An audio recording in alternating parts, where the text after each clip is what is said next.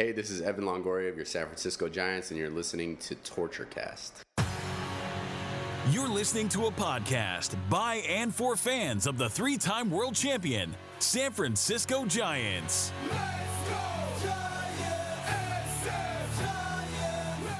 With hosts Chad King and Eric Nathanson. This is Torture Cast.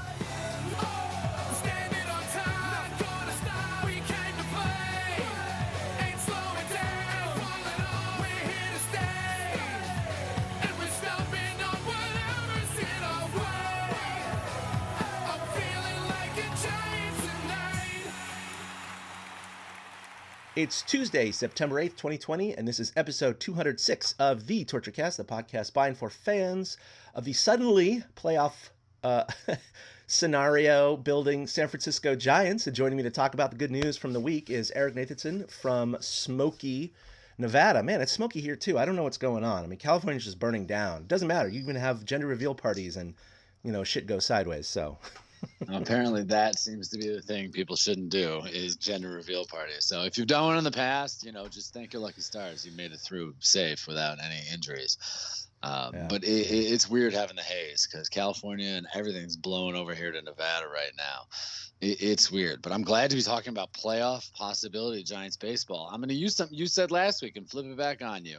Last week you said it. If you had told me we were talking about the Giants contending for a playoff spot on September 1st, I would have been like, that's awesome. That's great. Here we are. They're in the playoff scenarios right now. And there's – what is there, 18 games left in the season? This is the actual home stretch. We got 3 weeks of baseball left, and the Giants are interesting. I don't think we could ask for much more right now from them.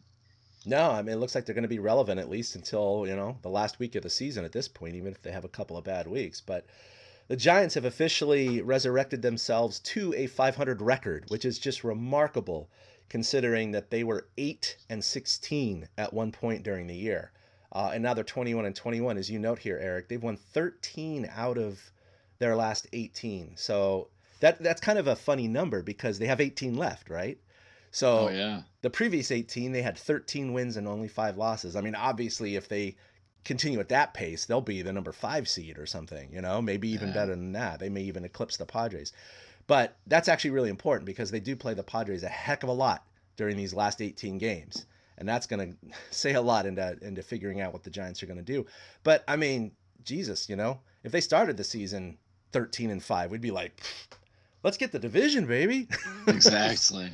So we feel I like think they're running away with things. And now that's a good way to put it in perspective, too, because San Diego actually has 17 games left. So if you imagine that they only win 5 of those games, the Giants could catch them for second place in the division. And they could, they can kind of control their own destiny, certainly for the playoffs, but they could sneak in. But that just, I'll pump the brakes on that. The Padres are really good this year. And so, I just hope they play 500 against them. But they are currently third place in the NL West, 9 games back of the Dodgers, which, whatever. Dodgers are like the best team in baseball right now, whatever. And they currently hold the 7th seed in the NL playoffs. Now, them and the Marlins are virtually tied. But they have some sort of tiebreaker, or maybe the fact that they played more games, because the Marlins are also a 500 at 18-18. They've just played 6 fewer games than the Giants, and currently they would face the Braves right now, who hold that number 2 spot. Now, this would be interesting because it does look like that number 8 spot is going to face the Dodgers, almost to a certainty. I don't think anyone's catching the Dodgers for the number 1 seed. And so that's really interesting because I think from a Giants fan perspective, I mean, you don't want to face the Dodgers because they are such a good team.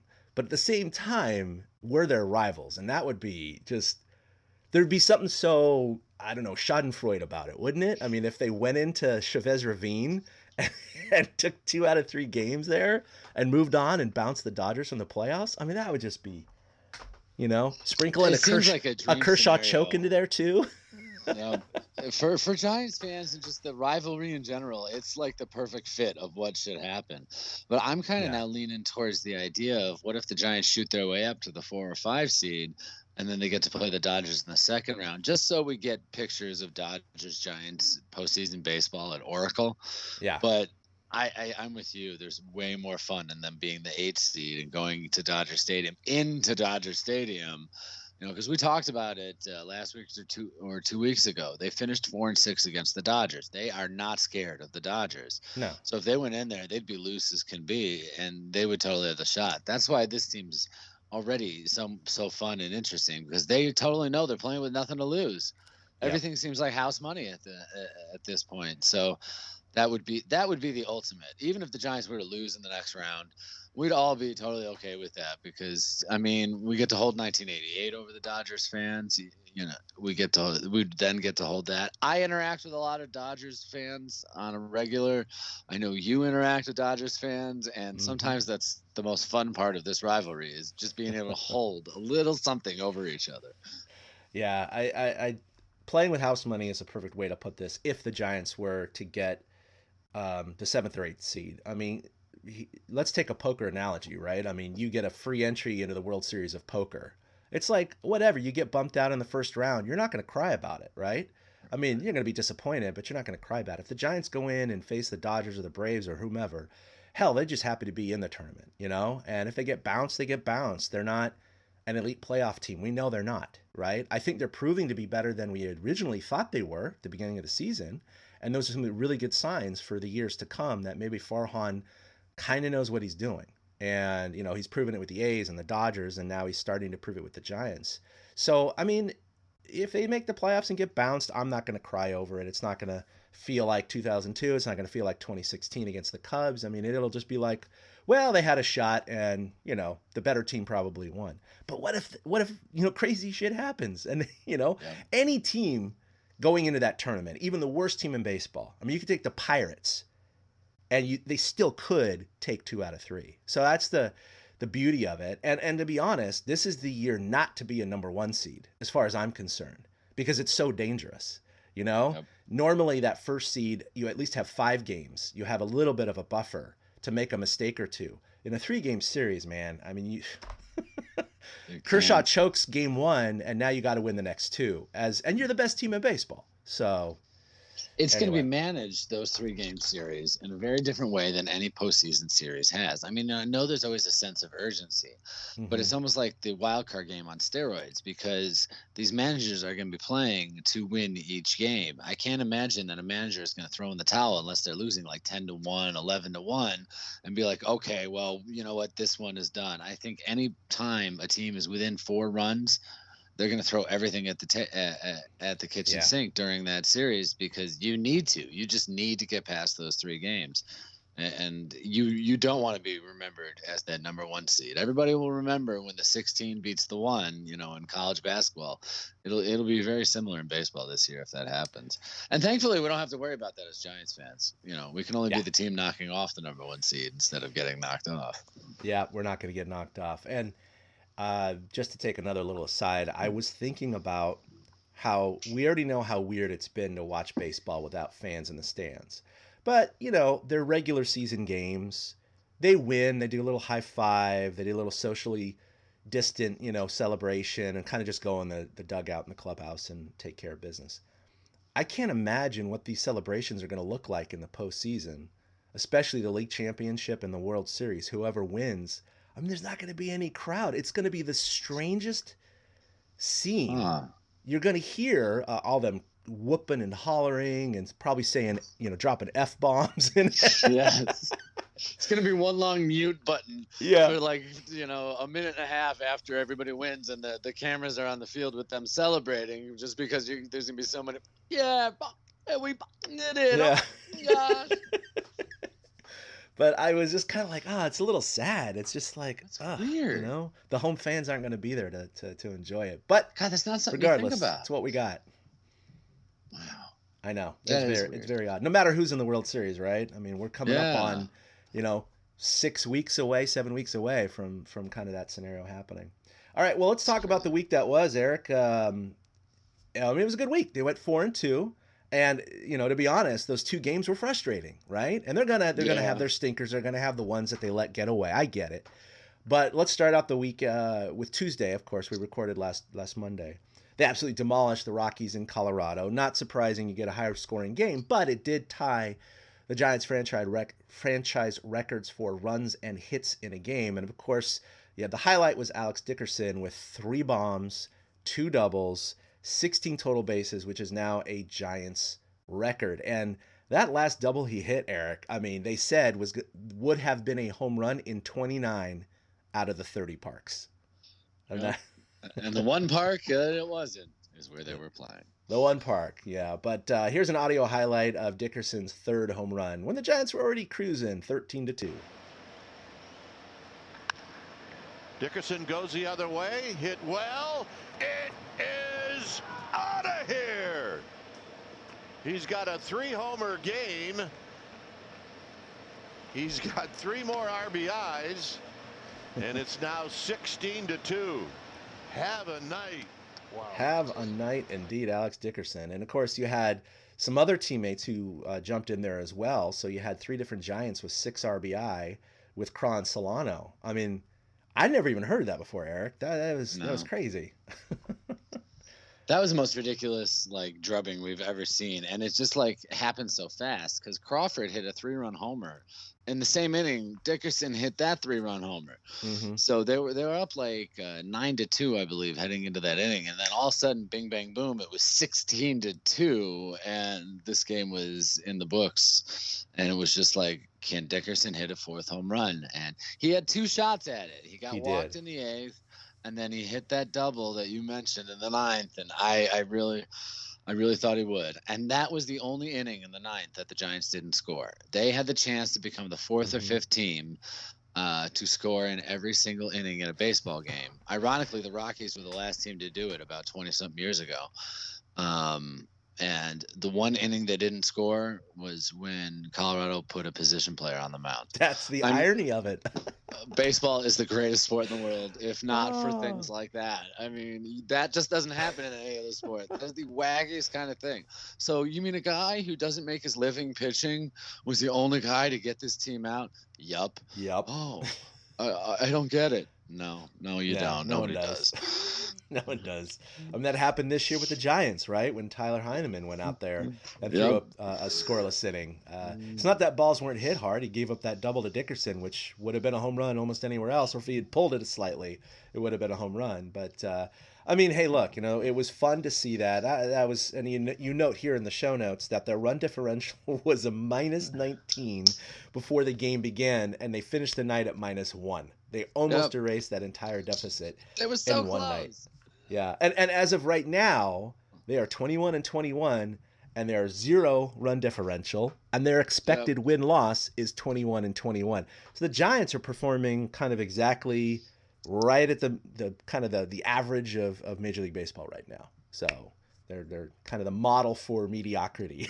I'll take it though. But it's good enough to get in the playoffs, right? So I will. We'll okay, we were talking about this, and this game is a perfect example of the offense that the Giants have rolled out there lately. I mean, everybody was hot. Belt had 3 hits that game. Crawford's homer was a moonshot. Yaz hit a triple, I believe it was, that was almost gone. Maybe that one was a double. I'm not sure about it. But again, everybody was getting on base. Everybody was getting hits. Bart contributed. I think he had a 3-hit game that day, up and down the lineup. And that's why the Giants are dangerous. And that's kind of why, even if the Giants win the World Series this year, there's no way, just as a case in scenario, there's no way Farhan's just going to keep the team because this team won it all. We know already that this team is fluid and is going to change going forward, and we're totally okay with that. Anything that happens, we have to trust the process. Yeah, and on days like this, the offense shows us that the process is starting to work. I mean, look at the guys that are doing damage. Dickerson, Yastrzemski, guys that they brought in. No, I mean, Dickerson obviously had a hot start last year. He came, to the team in July and propelled them on that incredible winning clip that got him back into the playoff hunt, which also probably, gave Farhan the reason to not trade Bumgarner or Will Smith before the trade deadline. So that's the irony of it. I wonder what would have happened otherwise. But Dickerson's obviously showing some flashes again with his 3 home run game, but overall he's been really hot. Solano, who's a veteran, he's just come out of almost nowhere this year. Yeah. And I'm not sure entirely the reason why. And he's hitting, 340 right now. I mean, he's just hot. And for a guy who doesn't hit too many home runs, he's hitting home runs at the right time. I know that. He's been pretty remarkable. So, a lot of and of course Yaz, he definitely saw something in Yaz in terms of his on-base percentage and his ability to select good pitches to hit, strikes to hit, not going for the balls, not going for marginal strikes. So, these things do make sense. That's also why he likes Belt, despite how much Giants fans rag on him and how inconsistent he is. He's been relatively healthy this year, and he's hitting 330 for the moment. So can't complain about some of the production of the Giants. I don't have the tweet in front of me. I should. Maybe I'll find it for the show notes. But it was before yesterday's game. Someone had posted the Giants' batting average, runs scored, RBIs, extra base hits, and home runs at this same point last year after 40 games or 41 games. And it was remarkable how much higher all of those categories are right now. So the Giants are markedly improved from last year in terms of offense. Just unfortunately, their pitching's not quite as good. So, well, I mean, it's not bad. You noted it. But it's not bad. We're about to go through the 2 losses, and we're about to discuss how the Giants could have won both games, and not an unrealistic fans grasping at straws standpoint. The Giants legit could have won Thursday's loss in Colorado, and then Thursday's loss in Colorado, and then Friday's game against Arizona. Thursday when they lost after scoring 23 runs, they started out, we had another text thread going the next day. They scored 4 runs in the first inning, and we're like, holy crap, look at this. Who are these guys? They're going to just they're exercising all the Coors Field demons that the Giants have ever had. And then they got to 6 runs and they stopped. And then the bullpen finally imploded. So, when you finally have that moment where the offense stops hitting, and then the bullpen gives up a few runs, you see what happens, and that's why they lost that game 9-6. And Kevin Pillar got to come back and bite his old team in the butt. Yeah. After looking foolish on 2 Tyler Rogers pitches, he looked foolish. He's just so eager to swing the bat. There's no way Rogers should have thrown him something in the freaking strike zone. And Pillar knocked it to the gap. It gave the Rockies the lead, and then home run gave them the bigger lead, and they lost it. And after the 23-run game, we were feeling good. Giants are going to sweep. They're going to be at 500. We thought they'd be at 500 that day, and they totally blew it. And they came back home, 2 games under 500. And we were looking at the Arizona series and saying, well, hopefully the Giants can do something here. Yeah, you're right. I mean, look, every team is going to lose several games like this a year. So it's going to happen. This is so far kind of a right at 500 team, so you're going to have a lot of these along with the wins.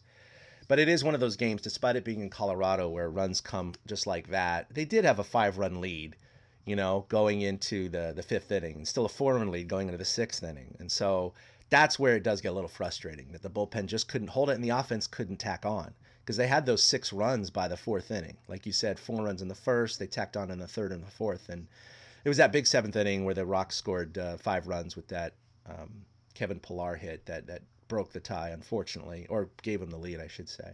But yeah, they go into Arizona, and they've played Arizona very, very well this year. And again, it was another game that they could have won. And this isn't necessarily about the bullpen blowing it. This is about not cashing in on opportunities the Giants had to score.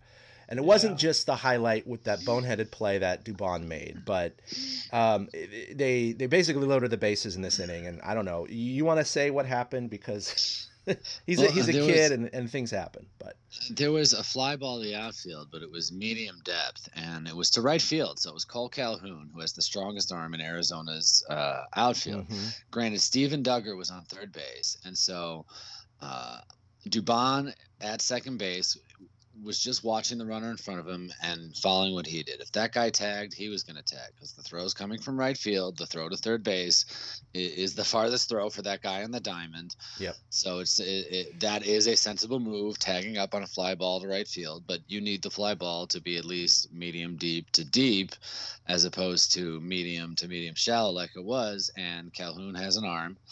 And Duggar broke for home, and he just bluffed it. He didn't try to score on the sac fly.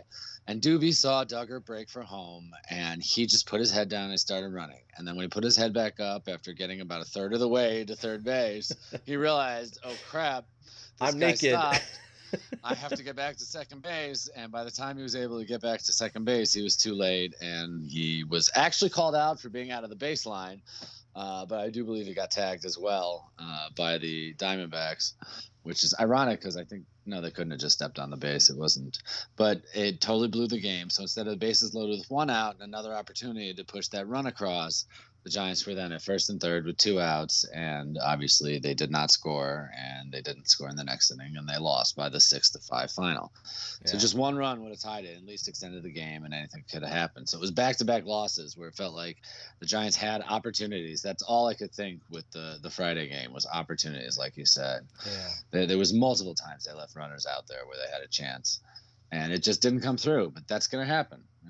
It's baseball. I hate to use that as the fallback, but I mean they're 13-5 in their last 18 games. They had to lose 5 games somewhere. Yeah, and 2 in a row, which in semi-painful fashion, but they got right back on the winning horse. Not to use the analogy, but we had an old friend return to Oracle Park off of the DL, and it was funny because I think because of his return and because of the fact that Giants had just lost 2 in a row in kind of frustrating fashion, a lot of people were like, predicting the headline: Bumgarner returns to no-hit his former teammates. Bumgarner returns to shut him out. Like Bumgarner gets a special pinch hit and hits a home run or something. Like we were just waiting for that to happen. And I was glued to the TV just to see the beginning. I watched the first 3 or 4 innings of the game, and I know we've seen him this year in a Diamondbacks uniform, so it's not that it was weird seeing him in the uniform, but seeing him on that bump in the Diamondbacks uniform, pitching to John, I just tore at the heartstrings, man. It was a very conflicted feeling. I don't know. It was odd because obviously, they were talking to Hank Schulman the other day on KNBR, and they were trying to compare the feeling of his departure for Giants fans amongst anything in the recent past. And there really isn't anything as far back as maybe Will Clark. But he even said, Hank was like, yeah, that could be partially true, but Will Clark didn't help win 3 World Series. He didn't put the team on his back. He doesn't have that legendary performance. He has some great playoff performances and, close MVP kind of years. But again, for what Madison Bumgarner did for this team for so long, for 3 World Series, for just everything he represents, it really is one of probably the toughest departures that I can remember as a Giants fan. And to see him come back to Oracle was a little rough. But I don't know what kind of the feelings were spinning through your head. Well, I hate to sound like a cold-hearted son of a bitch here, but that's what you're here to do, Eric. That's fine. Yeah, I'm okay with it. But I had the emotions of that's our Bumgarner. He's now pitching for the other team. And then he started pitching, and my first thought was, okay, I'm glad he's pitching for the other team. Yeah. Because I don't think Bumgarner has it anymore. I know he was injured this year, but from everything I've seen from him and what he's shown us for the last couple of years, I just don't think he has it anymore. I think he hit his peak. I think 2014 might have been his peak, his prime. He started out young. He was 11 years at the major league level with the Giants organization. He came up as a 21-year-old, and he pitched in the World Series as a 21-year-old. There are very few guys that can say that.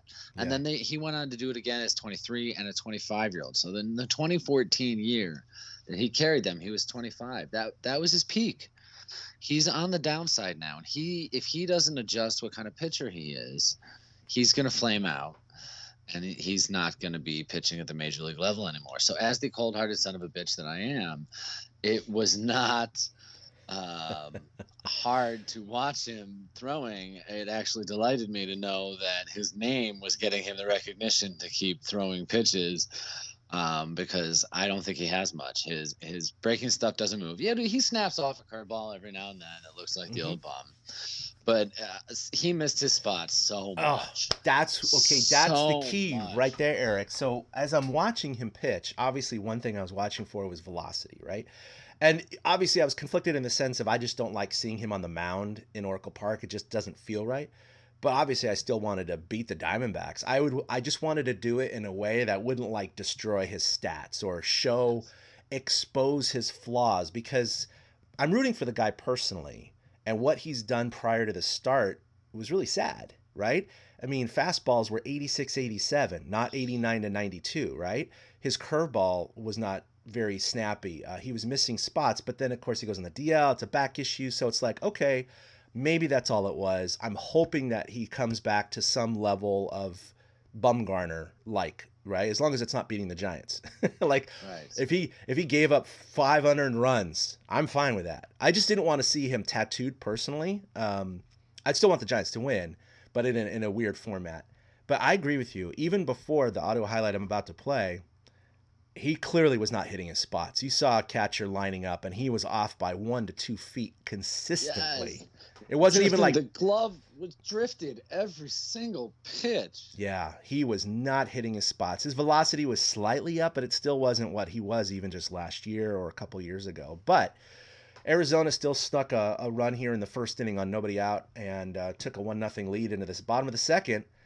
And then you had two Giants step up to the plate, and well, this is Bumgarner's been his problem this year. The count is 1 ball and 1 strike with Darren Ruff on deck. Swinging a high fly ball to left.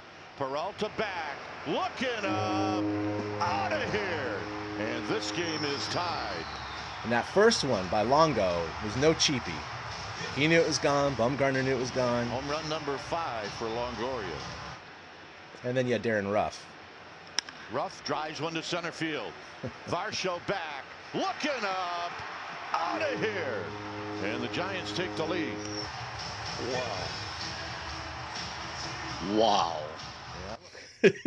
Yeah, you hear Kruk going, or kept going, wow. That thing was 453 feet, and it was to the back of the netting covering the patio garden in dead center field. I mean, that's big boy territory. That was just... It was a laser beam, too. It wasn't like a towering, majestic shot. That thing, like, barely got off the ground. I was shocked that there was no hole in the netting and smoke coming off it, because that thing was hit so hard. Bumgarner, he turned around at the moment it was hit. He gave the, damn it, I knew I did it again, because he knew he was missing his spots. Oh, he knew, yeah. It continued throughout his entire start. It was tough to watch. That's what really, it was great that he was pitching for the other team, but it was tough to watch. So like you, I was happy that it was only a couple solo shots. And then they extended the lead later in the game against other pitchers.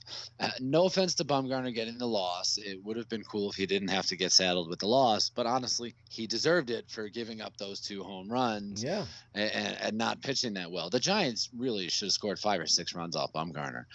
They just were swinging at some of the wrong pitches. Joey Bart was very anxious at the plate because, he wanted to do something against the old franchise guy. And Wilmer hit the ball hard. There was other guys who definitely had shots at doing stuff, but didn't to Bumgarner. And if they face him again next year, if he hasn't fixed his things, there's a chance the Giants could tee off on him. It's a shame to see it, and I'm just very glad the Giants won Bumgarner's return instead of losing Bumgarner's return. And he didn't dominate them. They don't look like the Patsies right now. The Giants actually look really, really good coming out of this. And it was one of those things where he didn't get, quote, crushed by the Giants. His stat line is 4 innings, 3 hits, 2 of them, of course, were bombs, 2 earned runs. Those are the only 2 runs he gave up, 2 walks, 2 strikeouts. It's not the worst stat line in the world. He did lower his ERA to 8.44. Wow. Great. And he's 0-4 on the year. But it really was, the Giants absolutely could have scored more runs off him. I agree with you. They had runners in scoring position situations. They just didn't get the hit at those big times. They could have really run up a crooked number on Bumgarner. So it wasn't the worst thing for Bum. Giants still get the win.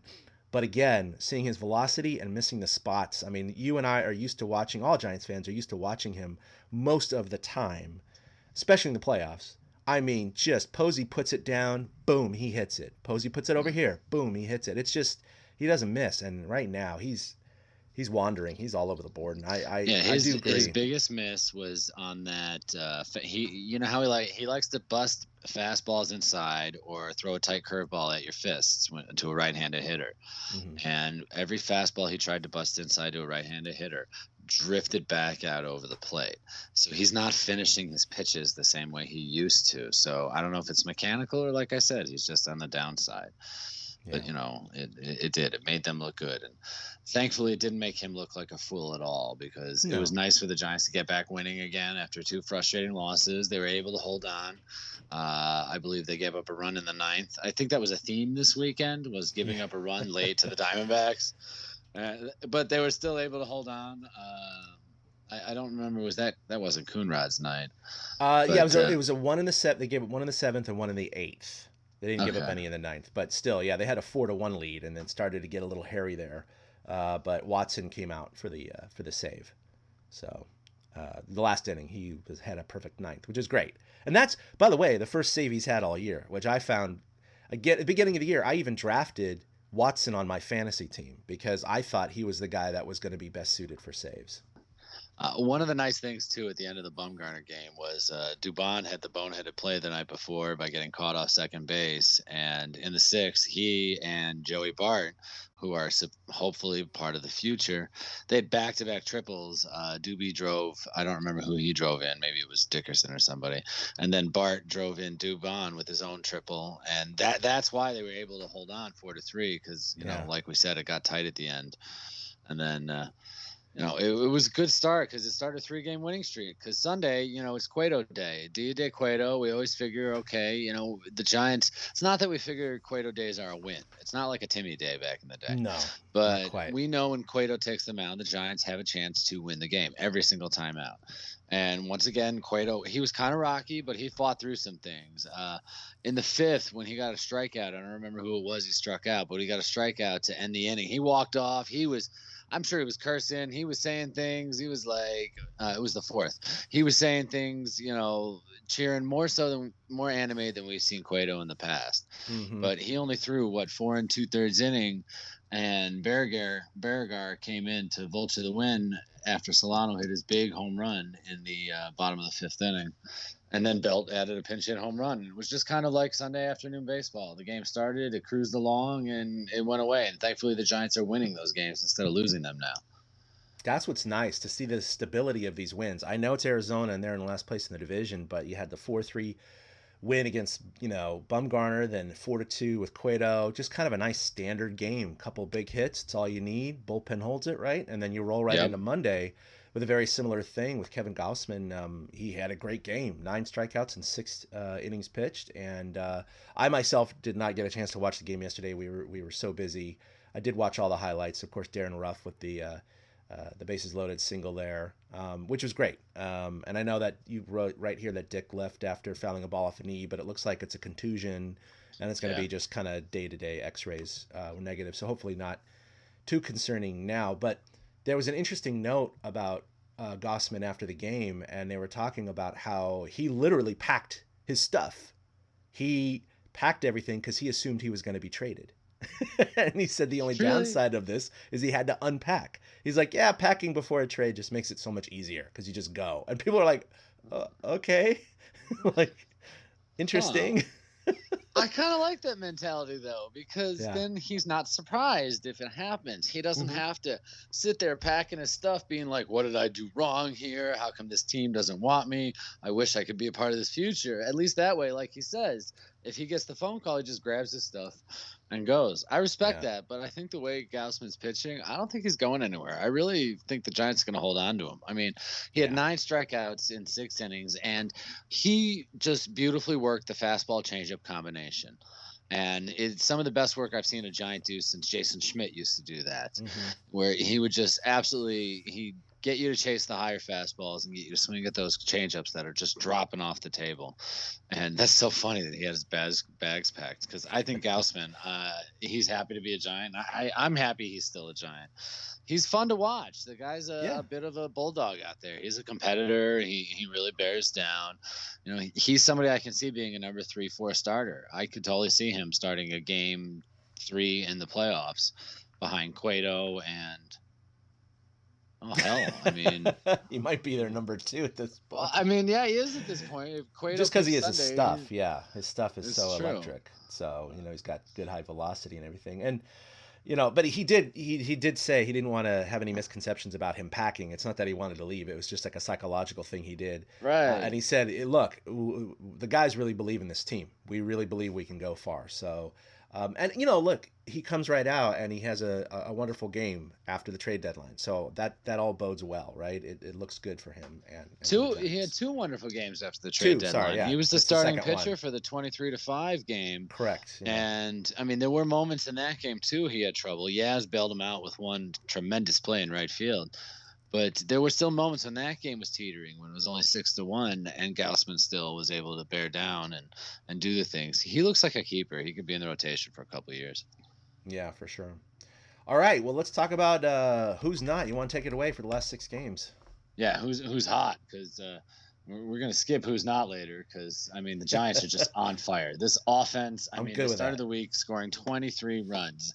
Let's add it up real quick. 6, 5, that's 11, 3, 4, that's 15, and another 8, that's 23. They scored 23 runs in the first game of the week and then 23 runs in the next 5 games. Yeah, 46 runs for 6 games. Not too bad. That's the ridiculous part about it, right? That's 7.5 runs a game. Yeah. Dickerson has a .450 batting average over the last 6 games, which makes sense. He had those 3 homers. He drove in 6 that one day, 7 total. But 7 of his 9 hits over the last 6 games were for extra bases. So he had the 3 home runs and he had 4 doubles. And he scored 8 runs, which led the team during that time. Mm-hmm. Joey Bart started to hit again. We saw it, like I said, in the 23-5 game. He went 9 for 21 this week. But 8 of his 9 hits were singles, the only extra base hit being that triple that he hit on the Bumgarner Saturday night game. It's good to see, though. He is being a little more patient at the plate, but he's still chasing. Like, Bum struck him out on a high fastball that a veteran would have known to lay off of because they would have seen that pitch coming. So Bart's still developing, but at least he's connecting right now. Well, I mean, he's back up to 269 now, which is very respectable for a rookie just coming into the league. I mean, there's nothing wrong with 269. We'll take. I mean, he's not quite Crawford level because we do expect him to be a big powerhouse in a year or two to kind of be the Posey replacement. But if he's hitting 250 this year and even 250 next year, I think that's fine. That's okay.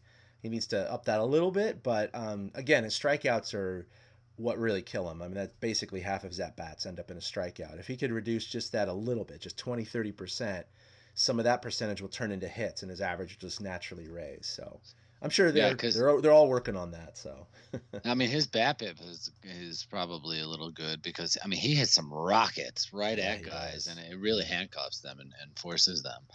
It's good to see he didn't get down because he went through that slump after his first weekend of all those doubles. So it was good to see him turn it back around. I'm with you. If he hits 250 for the next 2 years, that's fine. Let the kid develop. I don't mind if he develops at the major league level. No, I don't either. Brandon Belt is still hotter than the sun. He batted .429 this past week, and 5 of his 6 hits were extra bases. He had 2 homers and 3 doubles, and his last homer was Sunday, I believe it was, or was that yesterday? No, it was Sunday. It was Sunday, a pinch hit homer.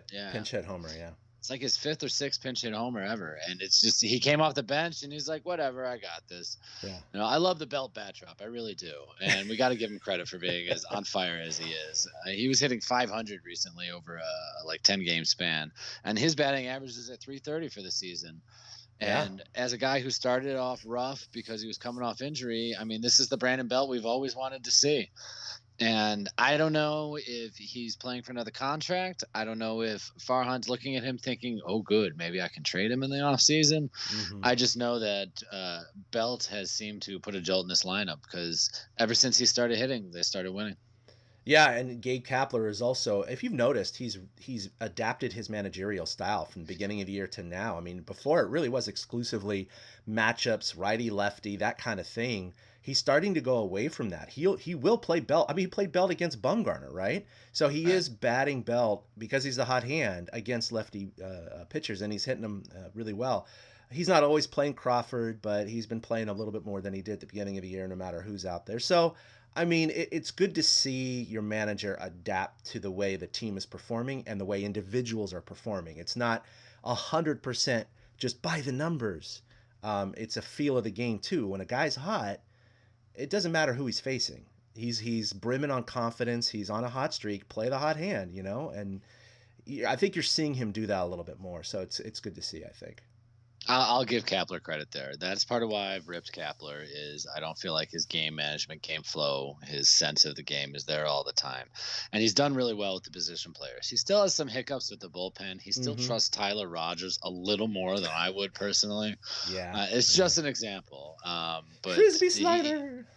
Yeah, it does seem like he is willing to adapt, and it tells me too that as much as we think the front office is intervening at times, that they are giving Cap a little leeway to do the things that he needs to do. I'm sure that it's not like Farhan's like, you better play Belt today because he's hot. Yeah. Because even Sunday, Belt got the day off, and he came in, hit the pinch hit homer. Because his defense is just so much better than Wilmer, so he's not going to lose out on platoon advantage as long as he's hitting. Yeah, and that's why he stays there. Yaz hit 417 this week. Like it didn't even feel like Yaz had a great week. Everybody else, we talked about Dickerson, Flores, Solano had a good time this week. Belt, Joey Bart comes back, but Yaz hit 417. He was 10 for 24 on the week. He had a homer and a triple, so he's still continuing production. And then I want to give Mauricio Dubon some credit. I do. The kid has had a wild ride. But he batted 300 this week with 2 doubles and a triple, and he just keeps showing market improvement. He will learn from his mistakes. To me, he's an easy result of the DH era because we're not used to having these speedy guys at 8 and 9 in the lineup that can do things and get on base every now and then and kind of cause havoc and add an extra leadoff by. And Doobie has really fallen into that batting ninth role and, punching a few hits through every now and then he's getting driven in along with the leadoff guy or the number 2 hitter by the 3, 4, and 5 guys, the big guys in the lineup. So I think that he is getting his extra chances as a result of the designated hitter. And it's good to see him taking the reins because we know it. This kid likes being a Giant. I know he felt really crappy about what happened on Friday night. So yeah, and he owned it too, so he knows what he did. So yeah, I mean that's what makes him a good Giant, just right then and there. As long as you don't blame somebody else for your mistakes and you want to learn, everybody's willing to forgive. We're all human. And then I wrote down here, we were doing the notes, who's not. I said skip it. The Giants are 500. They're in the playoff race. They just had one of the best weeks they've ever had. 46 runs in 6 games. I mean, when the hell are we going to see that again?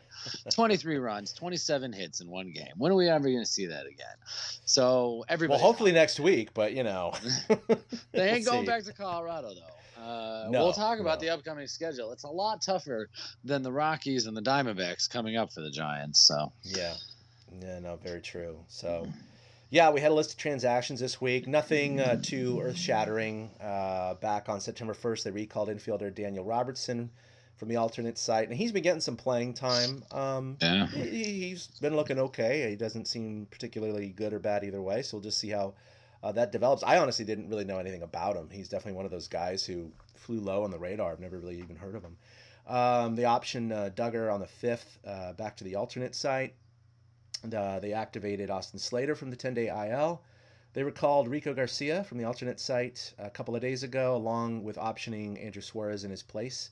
And then yesterday they released infielder Abiato Avellino. So he's been kind of bouncing up and down, and they finally released him. So I think that's the end of the McCutchen trade.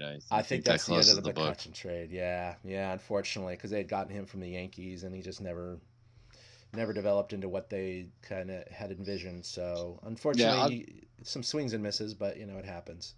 I'll go back to Robertson for a minute. I like what I see so far from this kid. They showed the side-by-side. He loads and swings just like Justin Turner. It's really eerie. And Zaidi is the one that found Turner. Yeah. So, it's the same thought. Maybe this Robertson can be a good infielder, utility guy. Maybe he could be a second baseman, something like that. And he does seem to hit the ball with some power, but not as much as a Justin Turner who turned into. But who knows? If he uses the same lock and load that Turner uses, maybe one day he could turn into a power hitter and a huge force. But like you said, it's another one of those moves. We just got to see how it shakes out. Yeah, for sure. All right. Well, coming up, they have 2 against Seattle at home. Seattle's currently 19-22, third in the AL West, and they are currently out of the playoffs. But they're not a bad team, obviously. So important for the Giants to hopefully take both against Seattle, because after that they're going 4 down to San Diego, and of course San Diego's having a very good year this year, second in the NL West. They're 9 games above 500 and currently the 4th seed in the playoffs. So that's gonna be could be a buzzsaw, and so that's one of those series. You go down to San Diego for 4, you want to split. You don't have to win split. 3 out of 4. You want to split. And that's why if you take 2 against Seattle, split against San Diego, you have another 4 in 2 week. Be great. And nothing wrong with that.